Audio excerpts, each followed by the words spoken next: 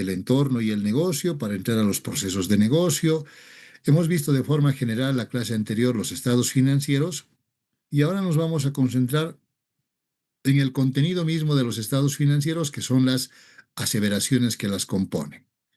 Esas aseveraciones, que son un conjunto de declaraciones, de afirmaciones, de manifestaciones que realiza la entidad con relación al contenido de sus estados financieros, las podemos nosotros identificar a nivel de saldos de cuenta o a nivel de clases de transacciones y revelaciones relacionadas con cualquiera de ellos. Sin embargo, dirán, esas aseveraciones, que es lo que la empresa declara, para nosotros se terminan convirtiendo en objetivos dentro de la auditoría. Son los aspectos que nosotros vamos a probar al momento de realizar una auditoría.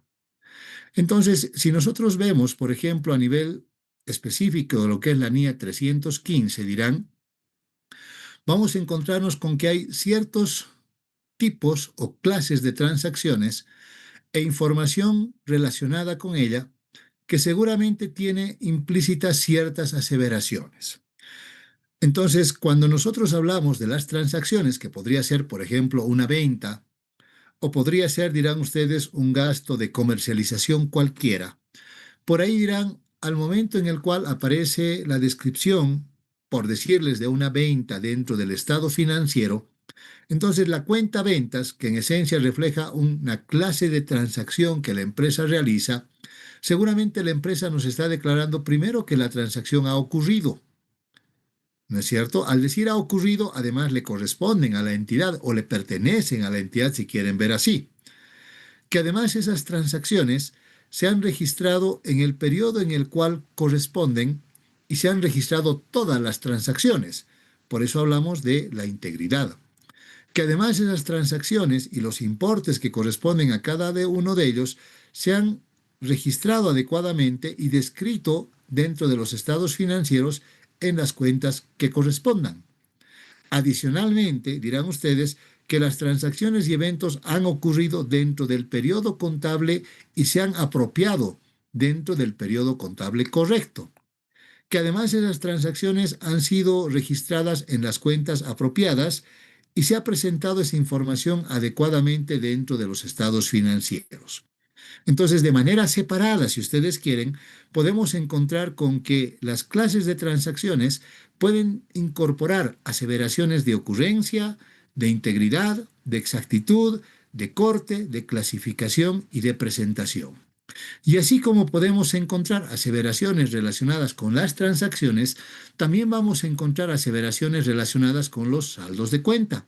Entonces dirán, a nivel de los saldos de cuenta, seguramente si vemos la cuenta del inventario, por ejemplo, dirán, primero vamos a determinar que los activos, los pasivos o las transacciones existen a una determinada fecha, que además eso genera ciertos derechos en el caso de los activos o también tiene ciertas obligaciones en el caso de los pasivos, que se han registrado todos los elementos de activo, pasivo y transacciones que deberían registrarse, que además todos esos son exactos, que han seguido las reglas de medición que correspondan y que además se han clasificado en las cuentas apropiadas y presentado adecuadamente en los estados financieros.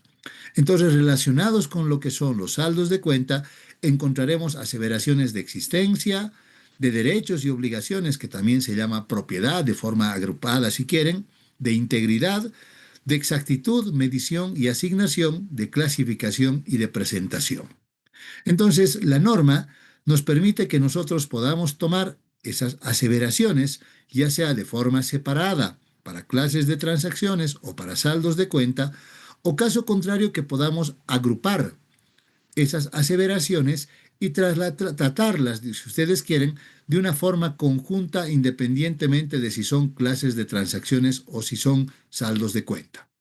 Entonces, de manera muy particular, es como que nos hemos acostumbrado en Bolivia a agrupar, si ustedes quieren llamarlo así, esas aseveraciones para tratarlas de manera combinada.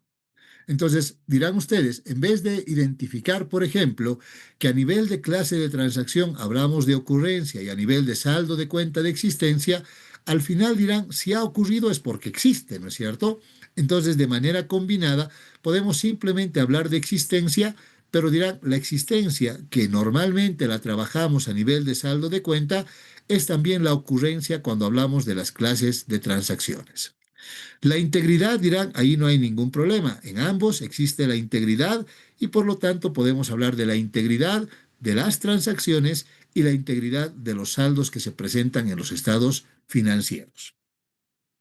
Ahora bien, cuando hablamos de exactitud, también existe exactitud a nivel de las transacciones y los saldos de cuenta. Entonces dirán ustedes, muchas veces cuando hablamos de los importes monetarios por los cuales se registra cada transacción, obviamente la sumatoria de eso tiene que dar el importe que se presenta a nivel del saldo de cuenta. Por lo tanto, en esencia, la exactitud corresponde a ambas. Sin embargo, al hablar de exactitud, también incorporamos el corte cuando hacemos referencia a especialmente las clases de transacciones. ¿Por qué al corte? Porque para nosotros es fundamental que especialmente los ingresos y los gastos se reconozcan en los periodos a los cuales correspondan, que no se registren ni en periodos anteriores ni en periodos posteriores, sino exactamente en el periodo contable al cual correspondan. Entonces, dentro de la aseveración de exactitud está implícita el concepto de corte de operaciones. Decíamos, vamos a hablar de propiedad de forma combinada, hablando de lo que son los derechos a nivel de los activos y las obligaciones a nivel de lo que son los pasivos.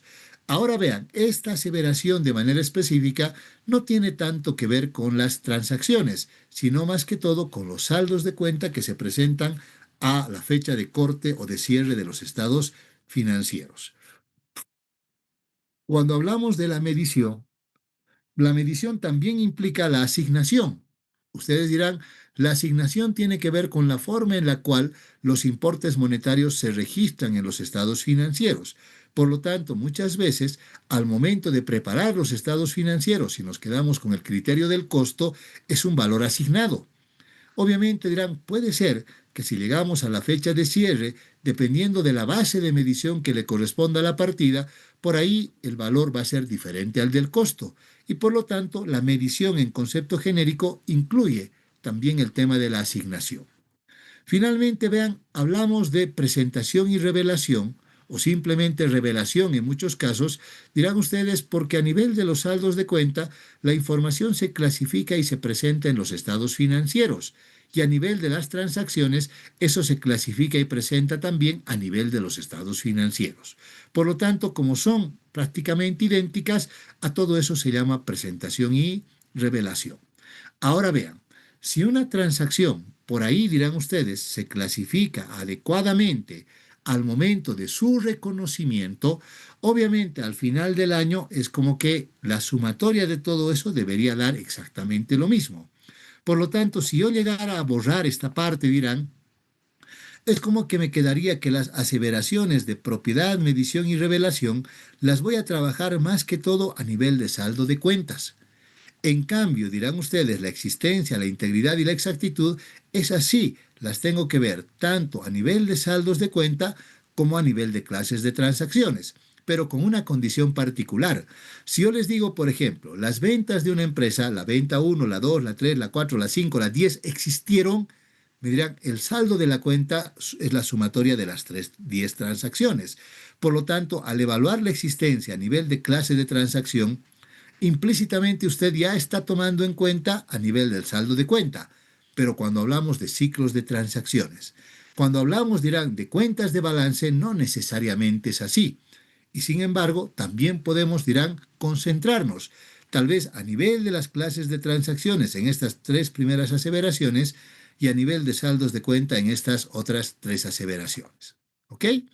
Entonces, si todo esto ahora dirían, lo llevamos a algo que podría ser un poquito más práctico para que entendamos de qué se trata, podemos inclusive repasar algo que veíamos la clase anterior, donde yo les decía, vamos a encontrarnos con ciertas cuentas que están a nivel de balance general, que son cuentas residuales, y otras cuentas que son de carácter acumulativo, que están a nivel de el estado de resultados.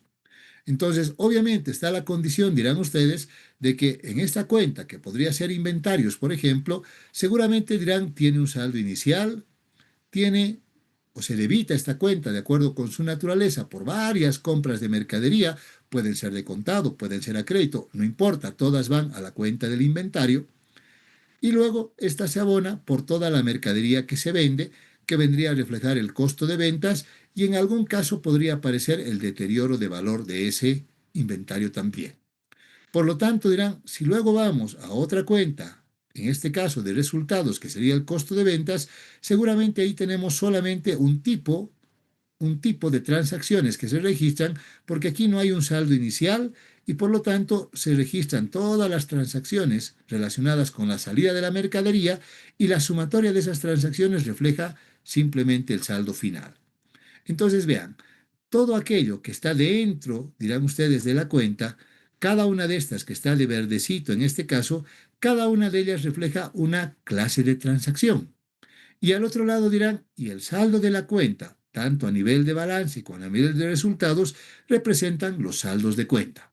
Por lo tanto, en la condición siempre va a estar que al hacer el análisis de, dirán ustedes, estas aseveraciones, lo vamos a hacer a nivel de los saldos de cuenta y las revelaciones relacionadas con ella, que esos saldos pueden ser a nivel de la situación financiera o pueden ser del desempeño, o lo vamos a hacer a nivel de las clases de transacciones también y sus revelaciones relacionadas.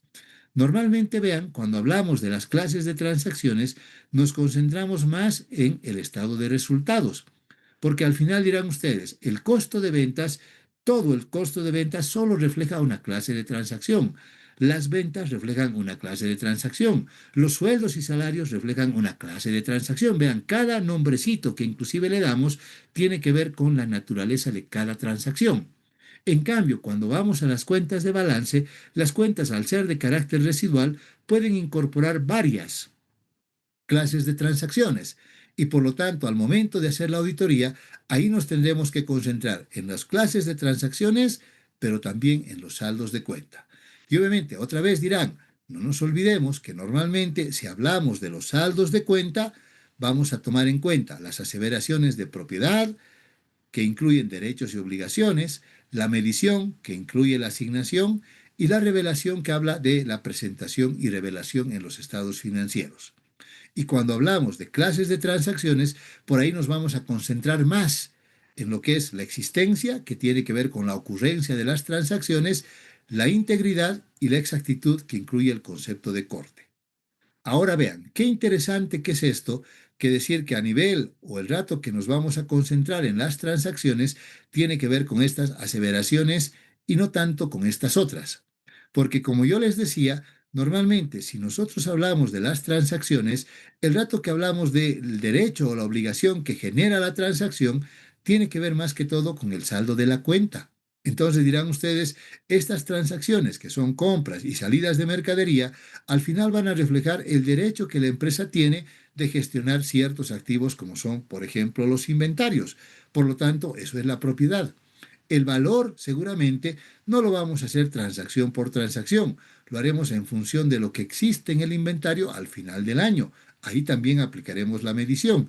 Y finalmente la forma en la cual se presenta y revela tanto el saldo de la cuenta como las transacciones que lo componen. Entonces, implícitamente es como que nos, dirán ustedes, nos concentramos al hablar de saldos de la cuenta más que todo en estas tres aseveraciones. En cambio, hablamos de las otras tres cuando se tratan de las clases de transacciones, porque si ustedes me dicen que pueden probar todas las compras y todas las salidas de mercadería, me dirán, son todas las transacciones que afectan al inventario. Al probar todas las transacciones, que es la existencia de los inventarios, automáticamente el saldo de la cuenta estaría aprobado. Obviamente, si hay una diferencia, debe ser una transacción que no ha sido registrada, pero eso puede ser o simplemente por un error o hasta podría implicar un fraude. Si nosotros hablamos de que lo que nos interesa son probar que todas las transacciones existan y sean todas, entonces dirán, también está implícita la integridad y por supuesto la exactitud, que implica también el corte de esas transacciones. Por lo tanto, vean ustedes, con este grafiquito dirán, fácilmente podemos entender cómo es que se clasifican esas transacciones y cómo esas tienen efectos diferentes en los estados financieros. Ahora bien, como acabamos de mencionar, dirán, aunque vamos a evaluar las 6 transacciones a nivel de clases de transacciones y las 6 aseveraciones a nivel de saldos de cuenta, por lo que acabamos de mencionar, por ahí le vamos a poner más énfasis en estas 3 primeras cuando hablamos de las clases de transacciones y en estas otras 3 cuando hablamos de los saldos de cuenta y sus revelaciones relacionadas. ¿Ok? Eso es muy importante que tomen en cuenta. Ahora bien, cuando nosotros realizamos la auditoría, ahora sí podemos ver la condición de que en muchos casos es un tema de conveniencia, es un tema simplemente de criterios, si ustedes quieren. Yo podría hacer la auditoría de cada una de las cuentas que componen los estados financieros de manera separada, y entonces por ahí alguien me diría, a ver si nosotros evaluamos esto, seguramente al equipo de trabajo o a los miembros del equipo, por ahí, no sé, a Valerie le puedo dar para que haga todos los procedimientos sobre la cuenta de inventarios y por ahí a Franco le pido que haga la cuenta de resultados que es costo de ventas. Sin embargo, va a aparecer un efecto interesante, dirán, que seguramente cuando Franco esté haciendo el costo de ventas se va a concentrar en todas las transacciones del costo de ventas y automáticamente va a evaluar el saldo final de esa cuenta. Al otro lado, Valerie seguramente hará auditoría partiendo del saldo inicial, cada una de las clases de transacciones que componen los inventarios hasta llegar al saldo final. Y entonces aparecerá la condición de que tanto Valerie, que va a ver el costo de ventas, como Franco, que ve el costo de ventas, van a obtener prácticamente la misma evidencia de auditoría. Y entonces ahora viene una pregunta. ¿Vale la pena que hagamos la auditoría cuenta por cuenta? ¿No será mejor que agrupemos las cuentas en función de las clases de transacciones que los componen y empecemos a formar ciclos de transacciones que hagan que la auditoría sea más eficiente? No les estoy diciendo que hacer esto de forma separada esté mal. Al final dirán, aquí tenemos la evidencia suficiente sobre el inventario, aquí la evidencia suficiente sobre el costo de ventas y aquí también tenemos sobre el costo de ventas. Es decir, hemos duplicado parte de la evidencia. Entonces, como les decía, al final podemos lograr el objetivo, no hay problema, logramos el objetivo, pero la condición es, y si quisiéramos ser más eficientes, ¿vale la pena que hagamos cuenta por cuenta o tal vez es mejor hacer por ciclos de transacciones?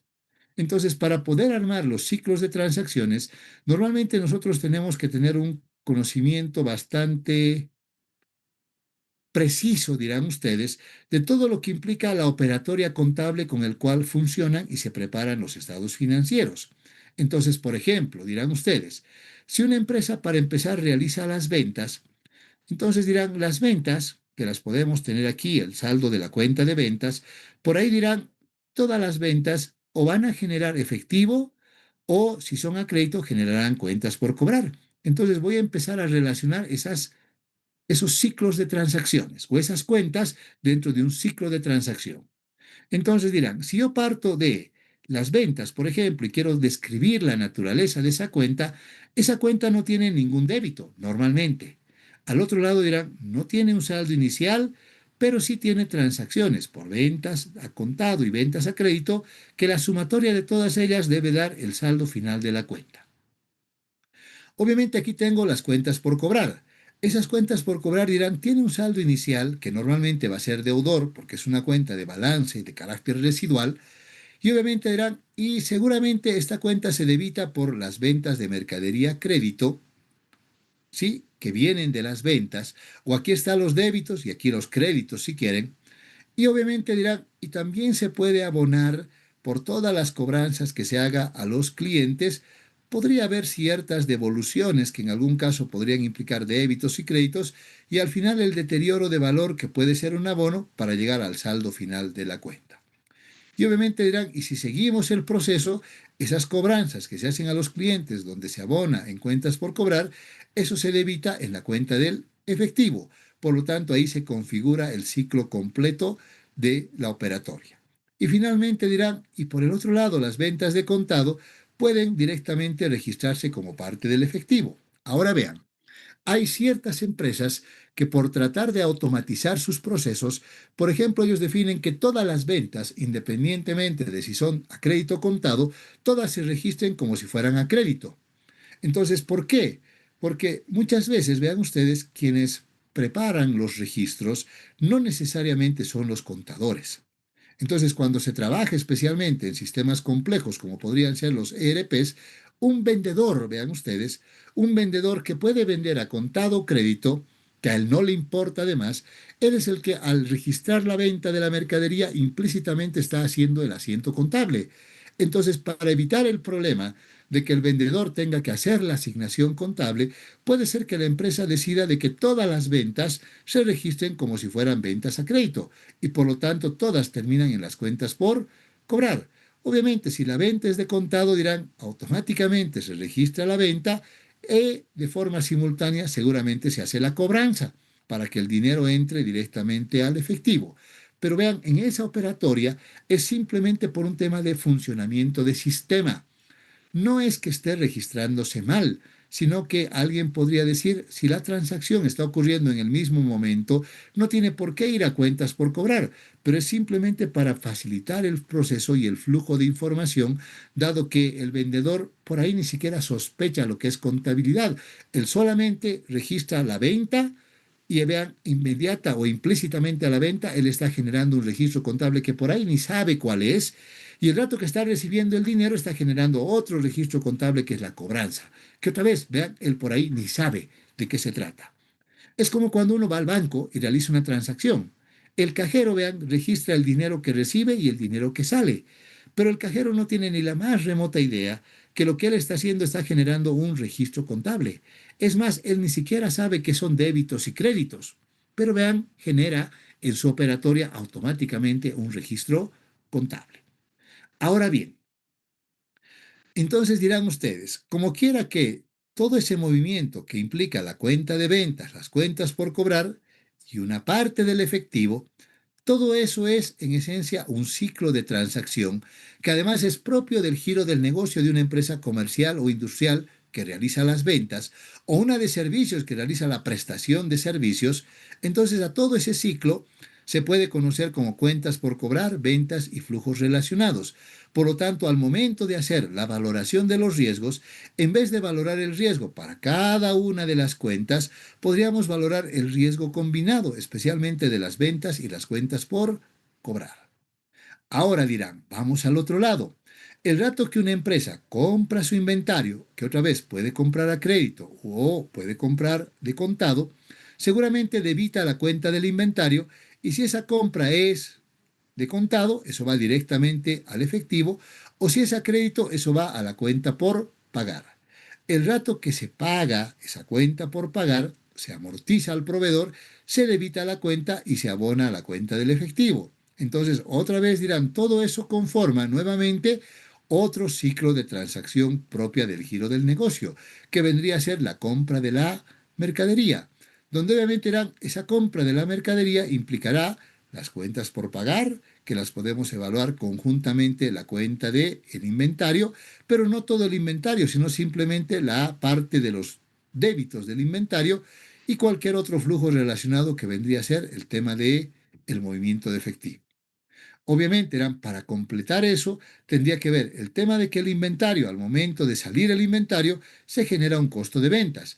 Entonces también puedo hablar del inventario y el costo de ventas. Y al hacer este flujo, dirán, también concentrarme en el saldo final de la cuenta de inventarios. Entonces, vean, estos tres ciclos que acabamos de mencionar son ciclos que normalmente son tradicionales, si quieren, en una empresa comercial. En una empresa de servicios dirán, es casi lo mismo, excepto que en el inventario, en vez de tener, aquí dirán, voy a tener un inventario de materia prima, del inventario de materia prima, el rato que abone la cuenta no se va a ir a costo de ventas, irá al inventario de productos en proceso, de los productos en proceso a los productos terminados y de ahí recién al inventario de productos finales disponibles para la venta y recién al costo de ventas. Entonces dirán, este mi ciclo de inventarios podría implicar varias cuentas cuando estamos en una empresa industrial. Al otro lado dirán, en una empresa de servicios esto no existirá, porque ahí solamente habrán las cuentas por cobrar, las ventas y los flujos relacionados, y por ahí, dependiendo de la operatoria de ese tipo de servicio, puede aparecer algún proveedor y obviamente dirán, y sus flujos relacionados. Pero vean, todo va modificándose de acuerdo a la naturaleza específica del negocio. Lo que estamos viendo aquí tiene que ver con una empresa comercial, que obviamente tal vez es la mayor cantidad de empresas que vamos a hacer, pero entiendan que no necesariamente es la única. Entonces dirán, todas estas transacciones que además ocurren todos los días porque son parte del ciclo de operaciones del negocio e inclusive pueden ocurrir varias veces al día, a todas esas se denominan como transacciones que son de carácter rutinario. Por lo tanto, dirán, desde el punto de vista contable, estas transacciones rutinarias seguramente van a generar un gran volumen de comprobantes contables que obviamente vean, todos van a ser exactamente igualitos. Todas las ventas se registran de la misma forma, todas las compras se registran de la misma forma, todas las salidas del inventario se registran de la misma forma, toda la cobranza a los clientes se registran de la misma forma. Entonces, en esencia dirán, son transacciones que se repiten todos los días, varias veces al día, pero que en esencia todas son similares. Sin embargo, dirán, habrán otro tipo de transacciones que por ahí ya no se efectúan todos los días, que también pudieran tener que ver con la operatoria del negocio, pero que sin embargo no se realizan todos los días. Por ejemplo, una empresa tal vez tenga que pagar sus sueldos y salarios, pero vean, esos sueldos y salarios no los paga todos los días, los paga una vez al mes. Y luego dirán una vez al mes y además tiene tal vez un pago adicional que podría ser el retroactivo. Entonces, llegado el momento, es como en la cuenta que de sueldos y salarios voy a tener 13 transacciones que van a ser las 13 planillas de sueldos. La sumatoria dará el saldo final y esas 13 planillas de sueldos deben estar devengadas como parte de los sueldos por pagar. El rato que esos sueldos se paguen, que puede ser el mismo mes o el mes siguiente, se debitará esa cuenta y eso llegará a un saldo final. Por lo tanto, dirán ustedes, todo esto que implica el gasto de sueldos, que además podrá tener que ver con lo que son los aportes sociales, puede formar otro tipo de ciclo de transacción, que en este caso podrían ser sueldos y salarios y flujos relacionados. Ahora viene la pregunta, ¿este flujo de transacción será de carácter rutinario? Y entonces uno diría, sí tiene que ver con el giro del negocio, el pagar salarios es parte de la operatoria del negocio, pero esto ya no ocurre todos los días, menos varias veces al día. Ocurre en determinados momentos y esto me puede llevar a que no van a ser cientos o miles de transacciones, van a ser específicamente 13 transacciones nada más durante el año. Por lo tanto, vean, a ese tipo se las clasifica como transacciones no rutinarias. Luego dirán, una empresa también podría realizar la compra de activos fijos. Perfecto. ¿Cuántas veces al año una empresa puede comprar activos? No se compran activos todos los días. Alguien diría, por ahí una empresa compra una vez al mes activos. Hay meses que inclusive no se compran activos.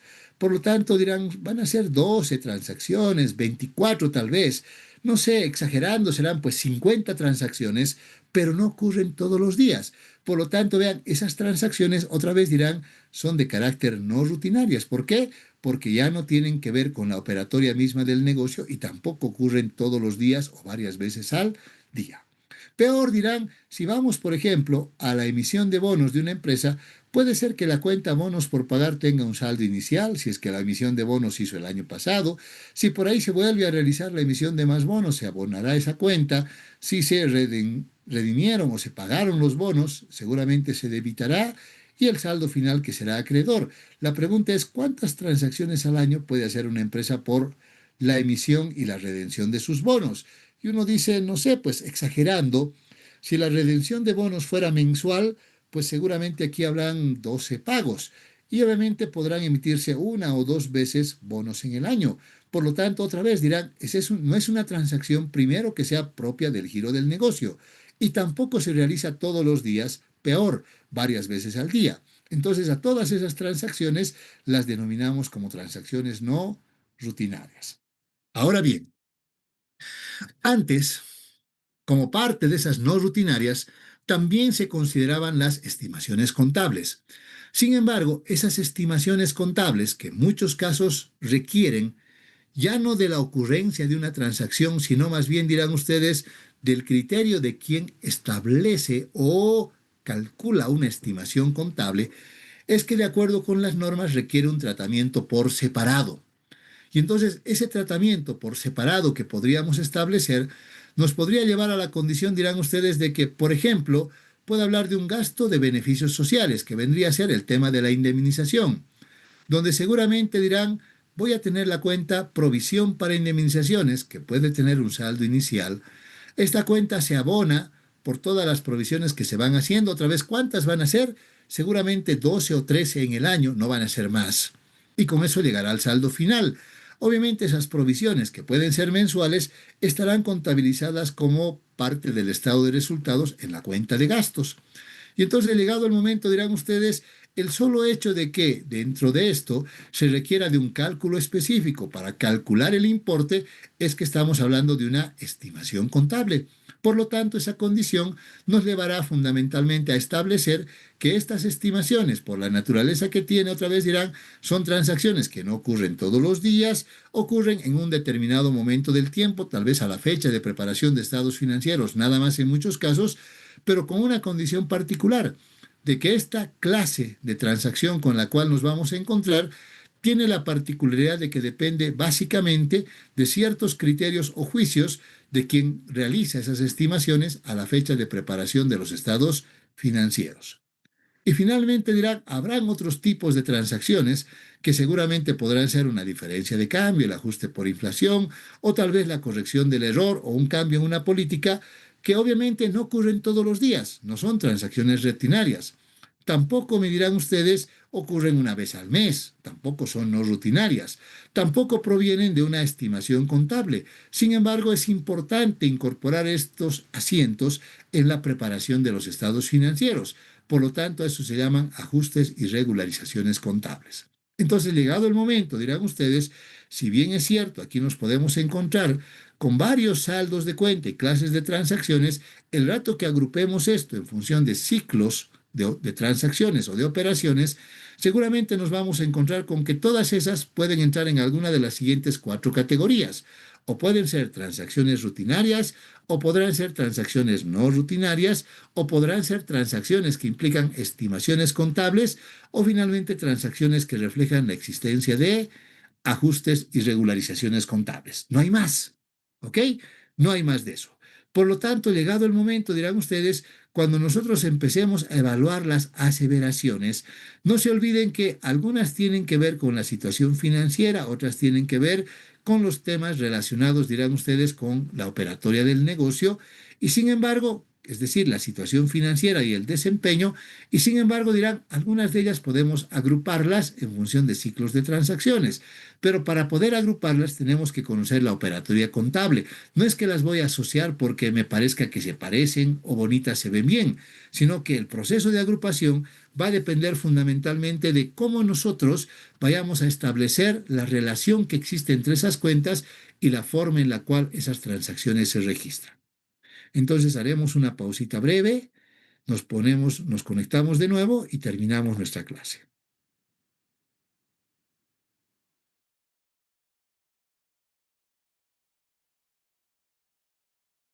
Entonces, cuando nosotros vemos, dirán ustedes, podemos partir de las cuentas que conforman los estados financieros, puedo partir de aquí, obviamente me voy a encontrar con que cada una de las cuentas que pueden ser a nivel de la situación financiera o pueden ser a nivel del desempeño, que es el estado de resultados, cada una de ellas tiene inmersas sus aseveraciones.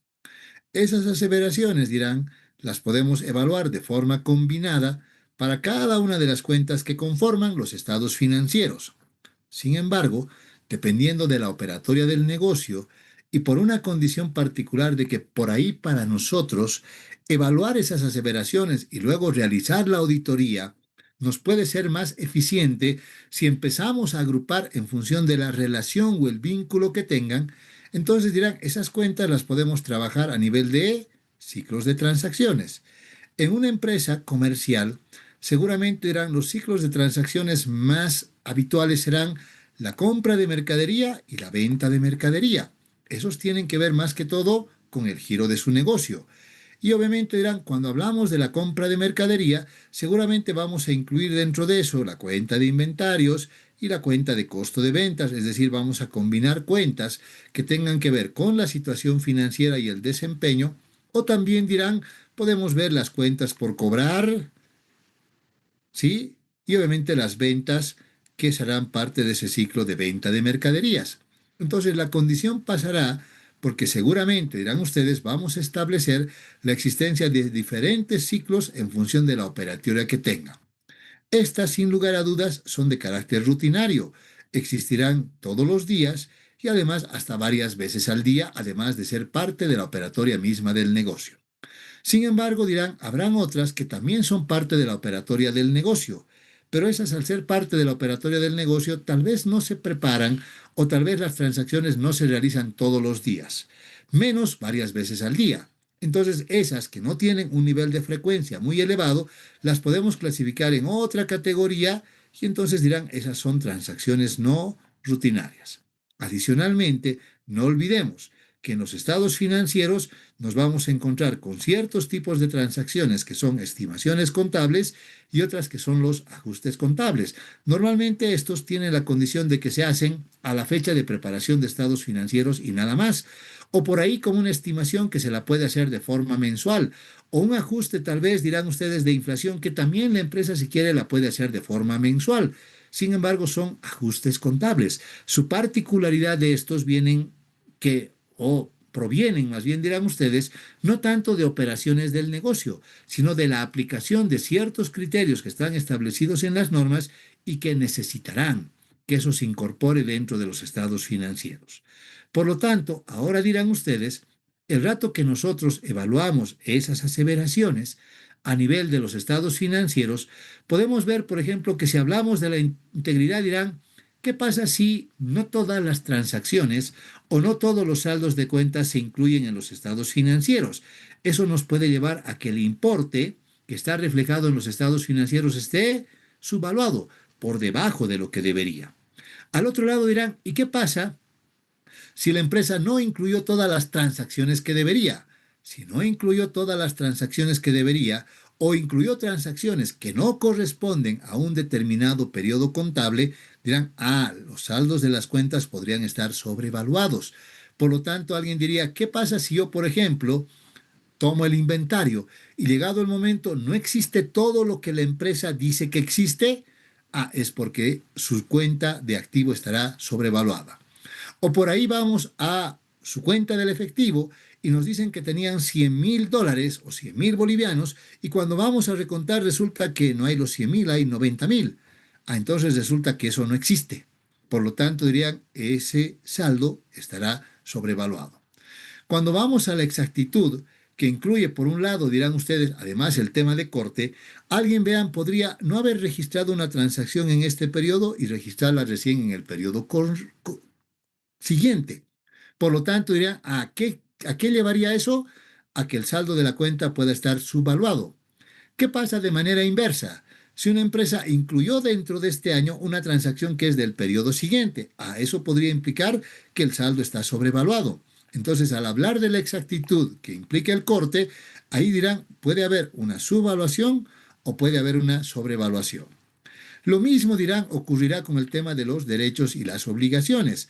Por ejemplo, si nosotros hablamos de los derechos, dirán, ¿qué pasa si una empresa registra cuentas por cobrar por 100,000 bolivianos y asume que esos 100,000 es el importe que va a cobrar a los clientes? ¿Qué pasa si llegado el momento alguno de los clientes ya no existe? Se murió. Entonces quiere decir que la cuenta estará sobrevaluada. ¿Se dan cuenta? ¿Por qué? Porque el cliente no existe. Al otro lado dirán, puede haber lo mismo con las cuentas por pagar. ¿Qué pasa si la empresa le debía a alguien y esa empresa a la cual le debía o persona a la cual le debía se murió? Entonces tampoco ya tiene la obligación. También su cuenta estaría sobrevaluada. Pero también podría generar el efecto inverso y resulta que podría haber una subvaluación también en los activos o los pasivos. Y entonces uno se pone a pensar y a ver, ¿qué pasa si llegado el momento resulta que yo registro una cuenta por cobrar que es un fantasmita? Si es un fantasmita, seguramente no voy a poder cobrar eso. ¿Qué significa? Que el saldo de la cuenta estará sobrevaluado. Ahora dirán, ¿y qué pasa si omitimos por ahí un cliente? Ah, si omitimos un cliente, podría más bien el saldo omitir un derecho y la cuenta estar subvaluada. Pero vean, este tema de la propiedad a veces también está relacionado con la integridad y la existencia. Entonces hay una interrelación en muchos casos entre las aseveraciones. Por eso cuando vayamos evaluando esas aseveraciones, van a ver ustedes que a veces la valoración que le vamos a dar a una se va a repetir en todas, pero no siempre es así, porque depende mucho de la particularidad del saldo de cuenta, de la clase de transacción o inclusive de la aseveración que estemos evaluando. Y sin embargo dirán, ah, ¿y qué pasa con la medición? La medición, obviamente, si la aumentamos de valor, estará sobrevaluado. Si está por debajo del valor que debería, estará subvaluado. Entonces, en ambos casos dirán, también va a ser un problema. Y sin embargo, vean, cuando lleguemos a la revelación, aparecerá la condición de que la ausencia de revelaciones o el hecho de que no se revele todo lo que debería revelarse no va a tener un efecto sobre los importes de los estados financieros, pero sí en el contenido de la información. Entonces, una ausencia de revelación o revelación insuficiente no genera ni una subvaluación ni una sobrevaluación de las cuentas, y sin embargo es parte de lo que debemos evaluar dentro del proceso de auditoría. Por eso nos dicen los saldos de la cuenta y sus revelaciones relacionadas, las clases de transacciones y sus revelaciones relacionadas. Y obviamente, como yo les mencionaba hace algún momento, tenemos que tener la capacidad, dirán ustedes, de poder diferenciar que habrán algunos riesgos que los vamos a llamar generalizados porque están a nivel de los estados financieros y habrán otros a nivel de las aseveraciones, y cuando sean a nivel de las aseveraciones tendrán que ver con los saldos de cuenta y sus revelaciones relacionadas o con las clases de transacciones y sus revelaciones relacionadas. Y obviamente dirán, a nivel general de los estados financieros no hay aseveraciones específicas que tal vez podamos identificar en muchos casos, tal vez todas se van a ver afectadas en muchos casos o tal vez algunas. En cambio, cuando vamos a nivel de saldos de cuenta y clases de transacciones, necesariamente la evaluación que vamos a hacer es por cada clase de aseveración. Sin embargo, vean, este grafiquito que está en la guía, no sé si en la última, pero está en la versión 1 y 2 de la guía, tiene algo que es muy interesante y que tiene que ver con la condición de que cuando nosotros hablamos de las cuentas de balance, vean ustedes, normalmente nos concentramos a nivel de los saldos de cuenta. En cambio, cuando vemos a nivel de lo que son las clases de transacciones, nos concentramos en función, dirán ustedes, de las cuentas de resultados. Entonces, por ahí, aunque no lo pongan de manera explícita, es como que llegado el momento, dirán ustedes, vamos a llegar a la conclusión que mencionábamos hace algún momento, donde por ahí cuando hacemos la evaluación de esas aseveraciones, por ahí nos concentramos en ciertas aseveraciones cuando se tratan de los saldos de las cuentas que normalmente tienen que ver con cuentas de balance o cuentas de la situación financiera, y por el otro lado nos concentramos en las clases de transacciones con otro tipo de aseveraciones cuando vemos a nivel de las cuentas que están en el estado de resultados.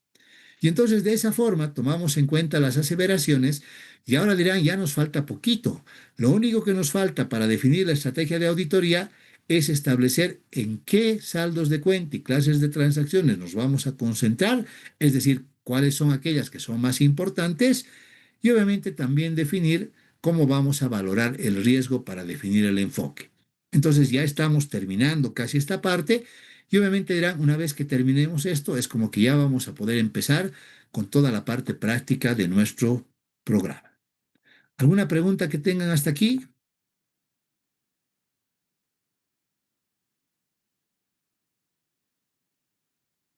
¿Mi amigo Franco tiene preguntas?